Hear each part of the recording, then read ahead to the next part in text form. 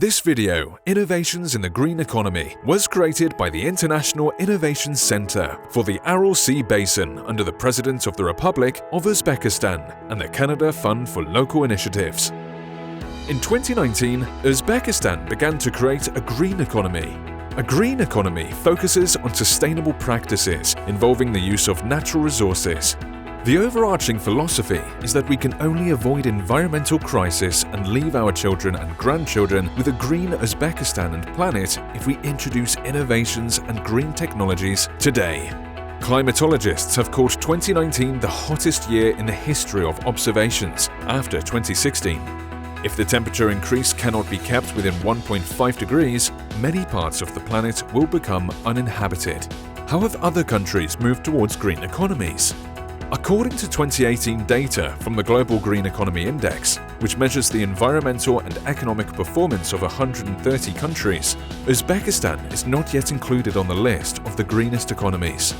In countries like Sweden and Switzerland, governments and businesses are introducing innovations which help the economy to grow and help citizens to earn money through sustainable practices. This includes renewable energy sources, water resource management, agriculture, green transport, green construction, and waste management. Renewable energy practices.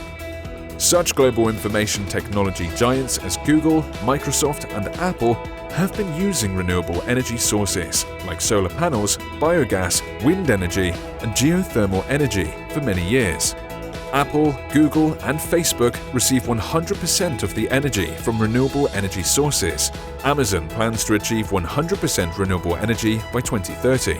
Back in 1991, Sweden introduced a carbon tax on every litre of fossil fuel burned and for every tonne of CO2 emitted into the atmosphere. By 2040, the country plans to eliminate oil and gas. In response, many businesses have invested in small wind farms, not to mention many buildings are now heated by biomass, waste from the forest industry, or heat pumps instead of coal and oil. By 2050, 80% of China's energy will come from renewable sources. In Uzbekistan, the first 100 MW photovoltaic plant, which converts light into electricity, is under construction of the Novy region. Just 10 years from now, the Ministry of Energy plans to build 25 solar power and wind power plants. Solar engineers and professionals who install solar panels will be among the most promising professions in the green economy. In the field of water management, Uzbekistan will benefit from introducing drip irrigation and water-saving technologies. According to Uzbekistan's Cabinet of Ministers, modern information and communication technologies will be gradually introduced into the water management system by introducing an online system for monitoring water consumption in reservoirs, canals, and hydroelectric facilities. Introducing water-saving irrigation technologies on irrigation systems, and mobile applications educating the public on the accessibility and use of new water-saving technologies. In Uzbekistan, the state will reimburse farmers for the introduction of water-saving technologies based on drip and rain irrigation. In the agriculture sector, advances in digital technologies and communication methods will help farmers to reduce costs while increasing their productivity and profits. Smart field machines, agricultural drones, and special mobile applications will help farmers to be more effective and efficient in their work. The most popular mobile applications for farmers will be those that monitor fields, crops, and soil, use the Internet of Things and big data, present digital maps of fields, monitor the prices of agricultural products in the local markets, enable quality analyses of seeds, and monitor fertilizers. Waste management. Sweden is the world's waste management champion. The country's landfills receive less than 1% of household waste.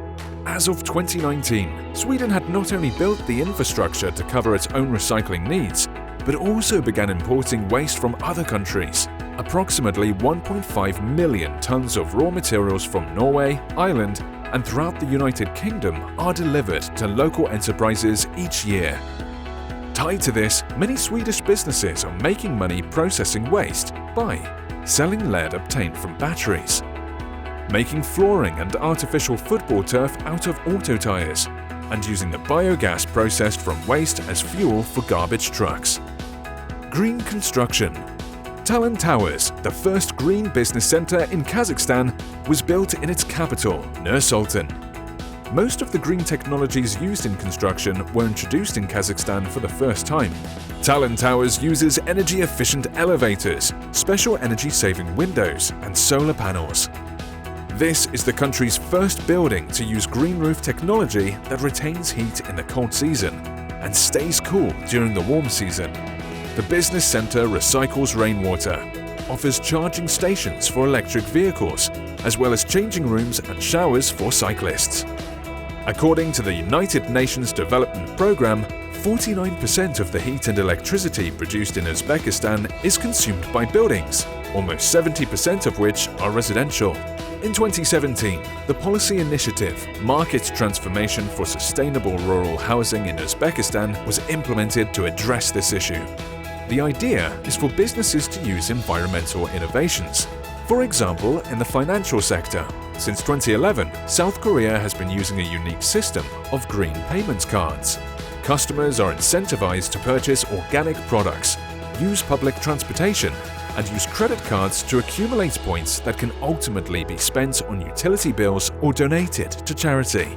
This program is part of South Korea's ambitious plan to reduce greenhouse gas emissions by 30% by 2020.